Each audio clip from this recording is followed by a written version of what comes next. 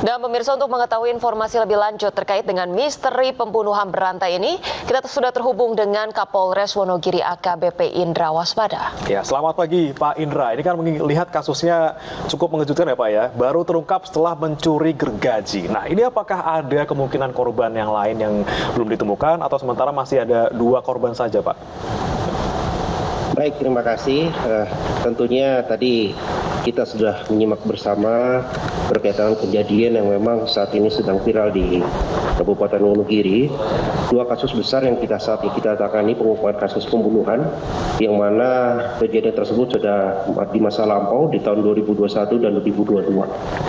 Memang perlu kami sampaikan saat ini kemungkinan besar akan ada lagi pengembangan berkaitan dengan kasus yang sedang kita tangani saat ini. Namun demikian dalam rangka masih proses pendalaman maupun proses penyelidikan lebih lanjut. Demikian, Mbak. Iya, bagaimana kasus ini lantas kasus pembunuhan ini bisa terungkap Pak jika ditemukan begitu dari kasus pencurian, kemudian bagaimana bisa akhirnya terungkap begitu ada kasus pembunuhan yang lain? Baik, Mbak. Memang saat ini kita dari jajaran pihak kepolisian dalam Polres Wonogiri sudah lama memantau daripada si tersangka tersebut.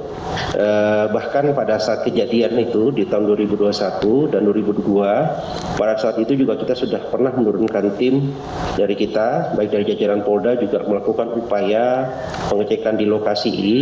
Namun demikian karena belum cukup bukti, sehingga kasus ini sementara masih dalam rangka proses pemantauan kami. Oke. Dan memang di bulan November, khususnya di 2023 kemarin, baru kita ungkap setelah yang bersangkutan tersangka melakukan tindak pidana daripada pencurian dengan pemberatan. Dari situlah kita bisa tarik beberapa kasus-kasus yang terjadi, yang kita angkat yang sama kejadiannya di 2 lokasi yang berbeda, namun tersangkanya atas nama Sarmo tersebut. Demikian, Pak. Iya. Pak Indra, kalau untuk barang bukti terkait dengan kasus pembunuhan ini apa saja Pak? Karena yang kami baca informasinya bahwa ini pelaku sempat menghilangkan jejak dengan membakar dan juga menumbuk tulang belulang korbannya. Itu gimana Pak? Apakah alat buktinya sudah dipegang polisi saat ini? Baik, jadi memang betul sekali Mas, berdasarkan di lokasi kejadian perkara, bahwa korban ini memang awalnya adalah ditanam di bawah dipan si tersangka. Namun karena pada saat itu tim kita sudah pernah mendatangkan K9 ke lokasi TKP, maka tersangka tersebut ketakutan sehingga jasadnya itu diangkat kembali, kemudian dibakar, Mas. Dibakar sampai tulang-tulang ditumbuk sampai menjadi bubuk sepuh. Nah, itu berdasarkan keterangan langsung daripada tersangka. Akhirnya tim kami mendatangkan lagi proses TKP, menggali di tanah tersebut masih ada serpian daripada tulang korban CS ini. Demikian, Mas.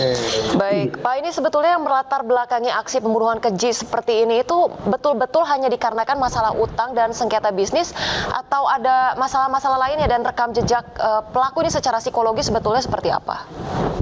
Iya, baik, Mbak. Ya, memang berdasarkan keterangan yang mendalam dari pihak penyidik, kami lakukan pengecekan. Memang motifnya sampai saat ini berkaitan dengan piutang maupun ekonomi maupun kerjasama bisnis, Mbak. Karena memang ada tekanan juga dari pihak tersangka. Pada saat itu keterangan dari pihak tersangka merasa tertekan oleh pihak korban, maka mereka melakukanlah hal yang memang yang tadi disampaikan tadi, Mbak. Oke, Pak, ini kan ada 2 korban ya Pak ya, dan terkait dengan kasus utang piutang dan juga soal bisnis soal apa tadi satu lagi soal sengketa bisnis dan utang ya. Nah, ini 2 kasusnya apakah kasus yang sama atau berbeda, dan apakah berdekatan Pak waktunya Pak? Baik, Mas, jadi memang kejadian ini di tahun 2021 dan 2022. Di tahun 2021 kasusnya adalah berkaitan dengan usaha bersama, kemudian pihak korban ini ingin menanyakan hasil dari usaha bersama tadi. Namun karena situasi pada saat itu sepi, pihak tersangka ini tidak bisa memenuhi apa yang menjadi permintaan di pihak korban, kemudian terjadi penekanan di situ sehingga dilakukanlah daripada upaya pembunuhan tadi, Mas. Itu yang di tahun 2021. Kemudian di tahun 2022 pelaku yang sama itu meminjamkan kendaraan kepada korban, Mas, dengan meminjam uang sebanyak 45 juta. Nah, korban ini mendatangi ke pihak tersangka untuk menagih daripada pinjaman daripada uang tersebut.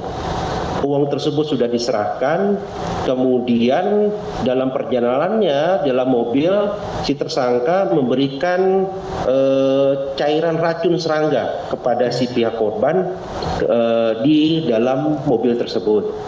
Sehingga korban meninggal dunia pada saat di mobil tersebut. Demikian. Iya, baik. Untuk kasus pencurian yang terakhir kali dilakukan oleh pelaku ini, apakah betul-betul hanya sekedar kasus pencurian atau jangan-jangan ada korelasinya begitu dengan kasus lainnya, Pak? Sementara tidak ada, Mbak, betul sekali. Jadi memang sekali lagi alhamdulillah berkat pantauan kita memang tersangka ini sudah lama kita pantau, Mbak. Alhamdulillahnya di bulan November kemarin si tersangka ini melakukan juga tindak pidana pemberatan 363 dengan mencuri daripada alat penggajian, Mbak. Seperti itu, Mbak. Oke, baik. Terima kasih Pak Indra atas informasinya. Kita harapkan semoga pelaku cepat terungkap lagi ya. Ini kasus-kasusnya siapa tahu ada yang lain korbannya. Betul. Semoga juga cepat selesai kasus ini ya. Ya, yang pastinya tindak penyelidikan segera diselesaikan begitu ya.